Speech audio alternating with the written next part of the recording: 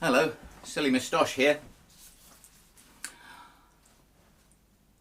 Jeffrey W. Mintz sent me an email saying that he had an idea for a YouTube video, and he asked me 5 questions.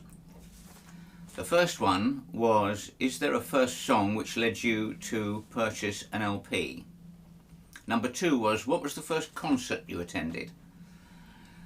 Number 3 was, if there was one song that you could say, I wrote that song, what would it be? Number 4, is there a style or even a song that you'd like to be able to play but you feel it's out of your league? And number 5 was there ever an aha moment where some bit of music theory kicked in? Well, I can answer all of these, and I'll try not to ramble too much. Is there a first song? Not particularly a song, but I have spent this afternoon going through my record collection because I wanted to show you my collection of Rolling Stones records. I had the first one, which I bought in 1964, the second one, which I bought in 1965, Out of Our Heads, later in 65, Aftermath, 66, Between the Buttons in 67, His Satanic Majesties in December 67, Beggar's Banquet in 1968, and Let It Bleed in 1969, and I'm pretty sure that was the last album of the Rolling Stones I bought. So I'm a bit alarmed to find that I no longer possess any of those albums, and I don't have any idea what's happened to them. I can't imagine that they went from this house, where I've been since 1980, but I was at one time living in a rather seedy flat in Hammersmith, and lots of strange things went on there, so maybe that's when they disappeared, 1970, you know, and I was off onto other things from Rolling Stones after that. The second thing is, I remember 1959, March the 11th, 1959, my 11th birthday. My mum took me to Bentle's in Kingston, and I bought 2 singles.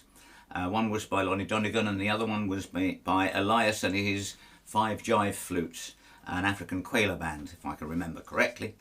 Right, the second major influence which made me purchase an album was in, I can't remember exactly the date, but a girlfriend asked me to take her to a folk festival, and I was a long-haired heavy rock drummer, and I didn't really want to go, but I took her, and we saw a person called Tom Rush, and I was very, very taken. I didn't want to listen to this music, I didn't want to like this music, but I did, and I've still got those 2 albums, Urge for Going, and an earlier one called Got a Mind to Ramble, and I was very, very much affected by the way that with just one guitar, an Epiphone Texan and 1 microphone, he captivated all the people at the Cambridge Folk Festival.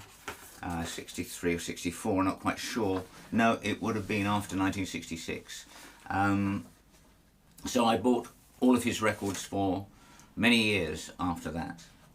A third record was probably this one, the Dillards. It's very traditional bluegrass music, but there is a lot of humour in it, and they showed me that bluegrass didn't have to be very strict and very staid like it was when I saw and met and got his autograph from Bill Monroe. And so that sent me off in a third direction into bluegrass music. Second question, what was the first concert you attended? Well, I guess it was going to a little island on the River Thames, or in the River Thames, Eel Pie Island. I went there a few times before they first arrived, but in 1963, I think it was June 1963, the Rolling Stones again turned up, and I used to cycle from there to Twickenham and change out of my school uniform and wait for them to turn up in their Volkswagen microbus, coloured rust, and help them take their gear over a footbridge onto the island. And Charlie Watts would get me in free, because I would then set up his drum kit and he'd give me a lesson. Bless him. Before that, I'd been going to jazz clubs. I used to go and dance the night away to what we called trad jazz, traditional jazz, which was really New Orleans style jazz in various pubs and clubs around. But I used to buy modern jazz records right from the beginning.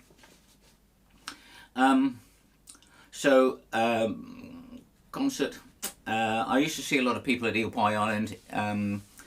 Names that you might know of: Jeff Beck, Rod Stewart, Ginger Baker, Jack Bruce, Graham Bond, Art Woods, John Mayall, etc. They were all there. Question 3 was, if there was one song you could say, I wrote this song, what would it be? And I think that would be my dad's song, my song about my dad, my relationship with my dad, and how I felt that he had been benignly haunting me after his passing. And it's called Here and Gone, and I'll put a link to it down. I have recorded it and made a video of it. That's probably the one song that I'm most proud of. Number 4, is there a style or even a song you'd like to be able to play but you feel it's out of your league? Oh yes. Specifically American songbook style, the Manouche Gypsy jazz styles, and Western swing. I've got the archtops, but I haven't got the skills or the knowledge. Question 5. But I'm only 72 in a minute, so, you know, maybe they'll come along soon. Question number 5 was there ever an aha moment when some bit of music theory kicked in? Yes, there was. Very definitely it was harmonising the scale. And I have made a not very good video about this.